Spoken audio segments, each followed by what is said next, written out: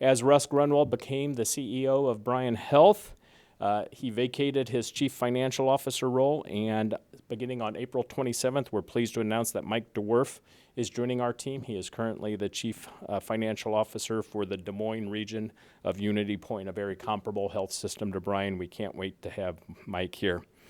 When Larry talks about some of the protective measures for our frontline staff, I just did want to share with you. We have received some of our first masks that were made out at Innovation Campus on the University of Nebraska Innovation Campus by some, very dedicated volunteers out there. Couldn't thank the crew enough. So you can see it's a face shield that is detachable and replaceable. With the supply chain issues in the country right now, it's tough to even get this material. So there will be wipe down procedures. But then they, when supply chains open up, they can just be replaceable shields and used one time. But we'll be using these for additional eye protection. It's an impenetrable border for our staff. So I would try it on for you, but you guys get the picture. Good visibility for our staff, provides that eye and droplet protection in addition to mask. With that, I'm going to ask Larry Krebsbach to come up. Larry's going to look a little different, and we're going to explain why. Good morning, everyone. Larry Krebsbach, Infection Prevention Manager here at Bryan.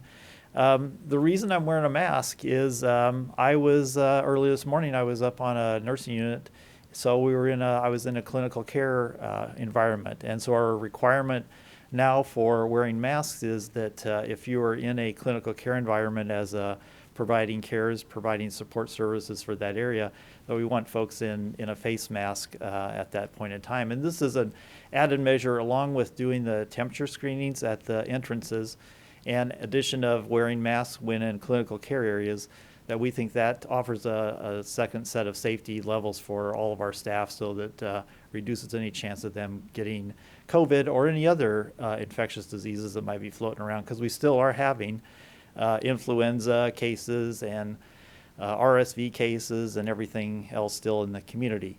So our process for this is when folks enter a clinical care area, they're to put on a mask. And I'm not in a clinical care area right now, but I was earlier. And so we are using one mask per healthcare worker per day, and this preserves our supply and also maintains a safe environment. So my process this morning was I went up to the unit, put my mask on. Now I have my mask on for the rest of the day. I'm not in a clinical care area, but I might be going back up there. And this way I've always have it with me and I can take it off. I can take it up there with me. If I have to take it off to eat or drink, we have a process worked out where it's safely removed, laid down so it doesn't contaminate any surfaces, put back on so I don't recontaminate my face. And the whole process, and this is the thing that's difficult for everyone, and you see pictures on CNN and healthcare workers across the globe wearing a face mask and not wearing it appropriately. So our message to everyone is, if you have the mask on, it has to be worn appropriately. If it's not done appropriately, then it really doesn't create any kind of safety measure for you. So you can see my mask is on. I've got my nose pinched. It's around my whole face. I am not touching my mask. That's the big no-no. Never touch the mask once it's on your face. It cannot be pulled down underneath the nose, hung underneath the chin, hung around the ear, stuck in your pocket, whatever kind of process that you want to think about. So once it's on the face and not touched at all. And that's really the message we're trying to give out to everyone for proper mask wearing and make sure that happens. The other thing I want to mention is we have opened up an isolation unit at Bryan here, and that's meant for patients that we suspect is having COVID-19 or known COVID-19 patients. So those folks are up there. The precautions up in those areas are a little bit higher standard because we are suspecting, or they might know that they have COVID-19. And so individuals going into the patient's room are wearing a full PAPR hood, gowns and gloves for all those patient interactions.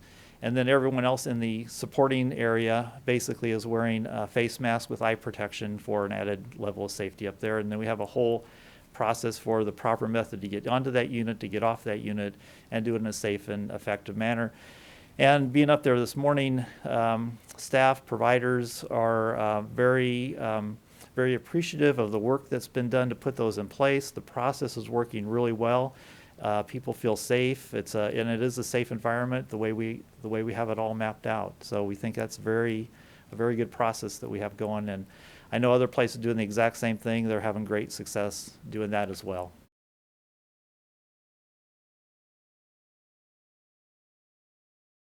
These types of masks, they're just called procedure masks or surgical masks. What they do is filter out like the large droplets that are usually transmitted by influenza, RSV, I mentioned that one as well. And they'll also filter out, in most situations, the COVID-19, because that's a large particle size virus as well. And where we go to the higher level of protection, we're in an N95 respirator, and that offers a higher level of filtration, or a PAPR unit, which is the full hood. I'm sure you guys have seen those in the press. Full hood, powered respirator that blows air up into your hood zone. Both of those are very effective at decreasing even smaller particles. And one of the concerns that has been raised, with the COVID-19 that they're still trying to study a little bit is how long does this actually hang in the air? And we think it isn't very long, but we think it's maybe a little bit longer than influenza virus. So that's what we're really trying to sort out. And so that higher level of protection really helps in those situations where there's more of a aerosol, we call them aerosol producing procedures potentially occurring. And that's why we do the extra level of precautions.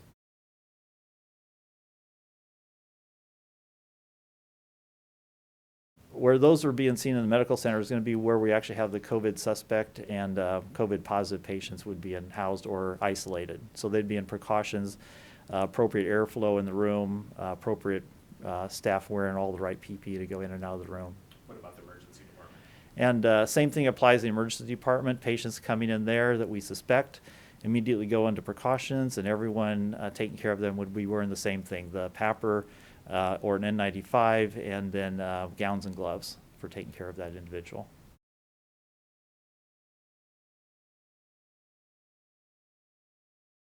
Wanted to just report, as Bob had mentioned, we continue to do the COVID testing. We had another 47 individuals come through yesterday. We do have 250 still pending. We are reliant upon an outside lab to get those results to us, but as soon as we receive those, we do work with the health department and we make connections with the patient immediately. And I know there are a number of individuals out there awaiting those results. We will get them to you as soon as we receive those. I did want to share our temperature checking is going very well today. We have people at a number of entrances. Once again, thank you to the community that have been very compliant and being patient with us as we try to keep this environment safe. We did have a question yesterday about our relationship with the rural hospitals, and we have been working with them on assessment protocols, and I know you won't be able to see it, but this will just give you a little bit of an indication of a step-by-step assessment, whether a person comes in and they have mild symptoms or if they are more moderate or severe. We have a step-by-step procedure where they can work in relationship with Bryan if we could care for the individual at that local hospital, or if they need to transfer that individual to Bryan. Very good relationship in working with all these rural facilities.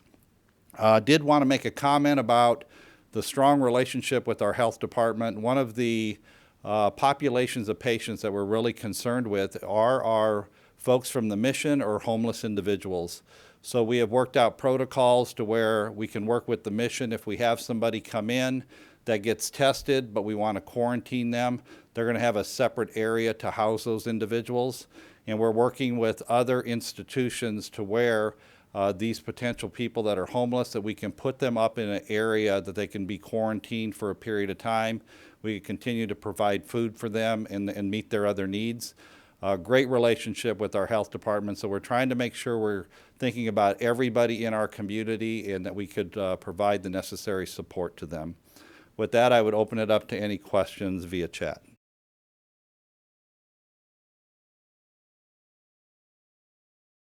The reason we're doing this is, an extra level of protection when we're around patients, providing care for the patients. So if we're in an area where patient care is happening, then we want the masks on.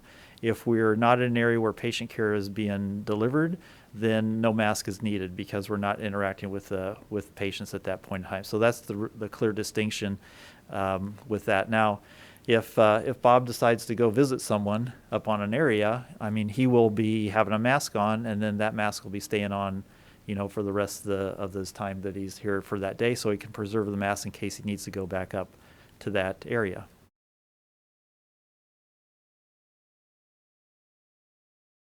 Wearing a mask is just one strategy that we use to prevent COVID-19, and so this really gets at the kind of either small interaction we're having with the patients or an interaction we're having with a patient before they might be even thinking about being diagnosed.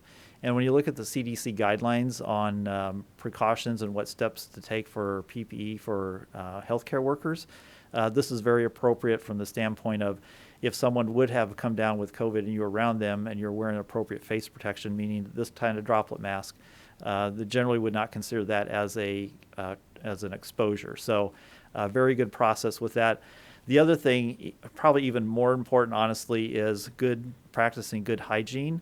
And that means essentially never go to your face with your hands. Whether you're wearing a mask, not a mask, your hands don't go to your face unless your hands are clean first. And I know that's difficult to do. Your eyes itch, you want to scratch. Your nose itches, you want to scratch. That's a big no-no. I mean, you really cannot go to your face with your hands unless your hands are clean. And it's a hard thing to do. Your eye itches, and then you got to go, well, let me go find the sanitizer someplace before I rub my eye. By the time you find the sanitizer, guess what? Your eye doesn't itch anymore. So it's just one of those things we just have to be cognizant of and just practice those good hygiene practices.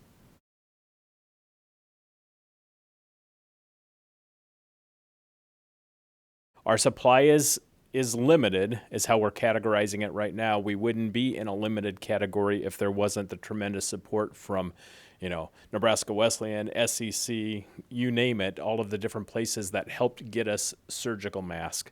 I know I'm forgetting some folks, but that has been critical for us to bridge it so people can have the mask that Larry has on.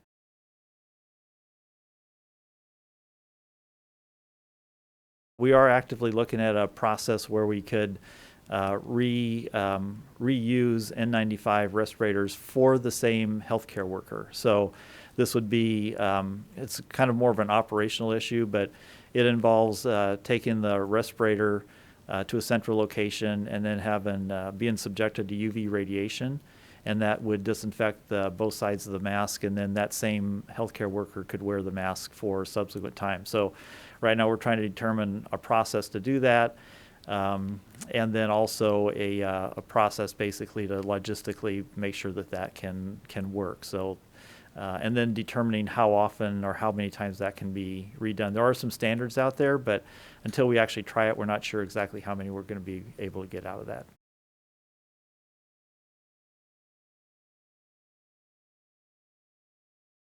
From the supply end, we're of course tapping into all of our suppliers, but in working with our health department, they are getting an allocation from the state stockpile, and we are definitely at the head of the pack there with them providing for our first responders in the healthcare facilities.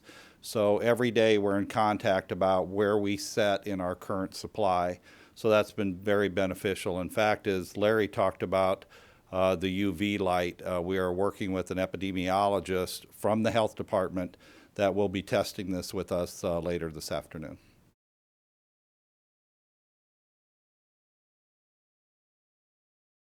That's an interesting question. I live near one of our campuses, and with the traffic noise down, I'm hearing the helicopter all of the time, and I'm wondering where it's going. I think John, you might have numbers on it, but I think the thing to remind people is there are still traumas that are occurring that would perhaps use the helicopter.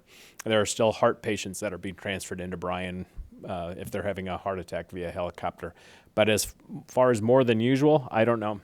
John shaking his head, no, not more than usual. I think we're just actually hearing it more because of the quietness of the city.